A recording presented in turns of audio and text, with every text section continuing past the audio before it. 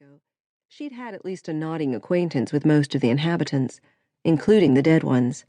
In New York City, she didn't know any of them, so she could look past the translucent faces in the crowd and pretend not to see them. Back in Clayton, after she had seen the ghost of Sam Beresford, she had never known when another ghost would stop and speak, and she had never been sharp enough to play it cool and pretend nothing had happened. No, she'd just had to react. And before long, people were giving her those looks that said they suspected she was losing her marbles. She had packed up and moved before they began pointing at her on the street. Yeah, the city was better. Warmer, too. About the time she began seeing the ghosts, her internal heat regulator seemed to go on the fritz, too. She always felt chilled these days, had for the past year. Maybe the cold had started even before she saw little Sam Beresford.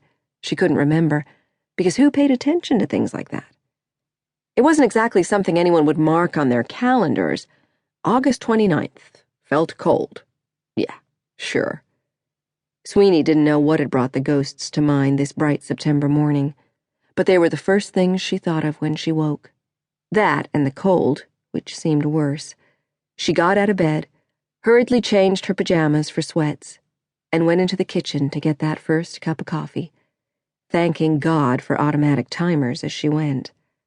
It was so nice to have the coffee waiting for her when she got up, because she thought she'd probably freeze to death if she had to wait for it to brew. The first sip warmed her insides on the way down, and she sighed with relief. She actually tasted the second sip, and was going back for the third when the phone rang. Phones were a necessary nuisance, but a nuisance still. Who the hell would be calling her at... She checked the clock. 7:43 in the morning. Irritably, she set her cup down and walked over to snag the receiver off the wall. "Kendra here," a warm voice replied to her cautious greeting. "I'm sorry to call you so early, but I don't know your schedule and wanted to be certain I caught you." "You got me on the first cast," Sweeney replied, her irritation fading. Kendra Worth owned the gallery where Sweeney sold her work. "Beg pardon?" "Never mind, it's a fishing term. I don't suppose you've ever been fishing?" "Oh, God, no." Like her voice, Kendra's laugh was warm and intimate. "The reason I called was to ask if you could be here at about 1 to meet some potential clients. We were talking at a party last night, and they mentioned they're thinking of having their portraits done. I immediately thought of you, of course. Mrs. McMillan wanted to come by the gallery to look at a particular piece I've just gotten in, so I thought it would be convenient for them to meet you while they're here." "I'll be there," Sweeney promised, though she had looked forward to a day of uninterrupted work. "Good. See you then." Sweeney shivered as she hung up and hurried back to her coffee. She didn't like meeting prospective clients, but she did like doing portraits, and she needed the work. About the time she had started seeing ghosts, her work had gone to hell in a handbasket. The trademark delicacy of her landscapes and still life studies had given way to an uncharacteristic boisterousness, and she didn't like it.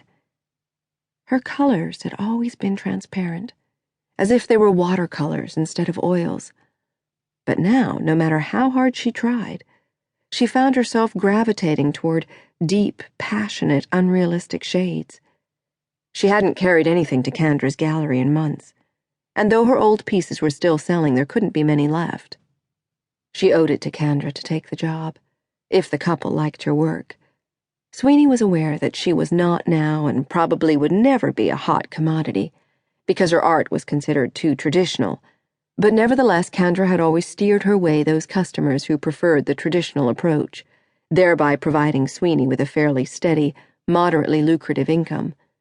Above that, last year when Sweeney had announced her intention of leaving Clayton, it was Kendra who had scouted out this apartment for her. Not that New York City would have been Sweeney's first choice. She had been thinking of someplace warmer. Of course, New York was warmer than Clayton, which sat on the St. Lawrence River, just east of Lake Ontario, and every winter was the recipient of lake-effect snows. New York City was coastal. It snowed during the winter, but not as often and not as much, and the temperatures were more moderate. Not To keep listening to this audiobook, I've left you a link in the description so you can do it, at no cost thanks to Audible's 30-day free trial.